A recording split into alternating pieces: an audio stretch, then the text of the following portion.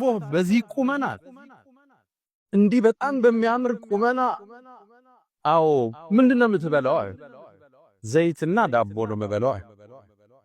ለከመችቶ ትበላዋለህ አሉ። አዎ ሳይረበኝ አልበላም።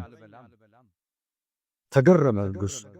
ተሰናብቶት ሳለም ወደ ቤቱ ሲመለስ ሙቀት ጀመረ። ትኩሳት ጨመረበት። ወደ አኺራም ተሻገረ። አልዓይኑ ሐቅ አይን የሚባለው በሽታ እውነት ነው። ልብ ያላለው በሽታ ያላስተዋልነው በሽታ የግድ ሰውየው ስላየህ አይደለም ስላንተ ባድግራሞት ከሰማ አይና አማን ቢሆን የቆሸሸችው ነብሱ ልታጠቃት ይችላል። አንዴ በእስልምና ታሪክ ውስጥ ካለፈው አንድ ሰው እንዲህ ባይኑ ሰው የሚያጠቃ ነው የሚባል ሰው ነው የሚታወቅ ሰው ከግድግዳ ጀርባ ነበር። አንድ ሰው ከግድግዳው ጀርባ ሽንቱ ሲሸናየ አሸናኑ የሽንቱ ድምጽ ሲያርፍ ጉልበታል። ተመልከቱ፣ አንዳንድ ሰው በሽንት ህስድም ይገባዋል።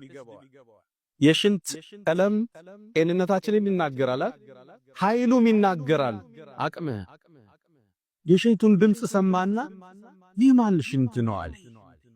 እንዲህ ጉልበት ያለው ሽንት አይን ገባው። ከዛ ይሄ ሽንትማ የልጅህ ነው አጣጋታ። ደነገጠ። ከዚህ በኋላ ተመልሶ አይሸናም። ልጁ ሞዳፈራል። አይን ይሄውን አደባባይ ያሰጣ ነው ማንነታችን ህይወታችን ያመሰቃቀለ ያለው ሰርጉ ምታቁት ነው። ልጅህን ይዘህ ሚዲያ ላይ ነህ። ሴቷ ፊልተር ጨምራበት ሚዲያ ላይ ነች። ሁሉም ህይወታችን ፕራይቬሲ የለው አደባባይ ላይ ለአይን ጥቃት ተጋለጠ።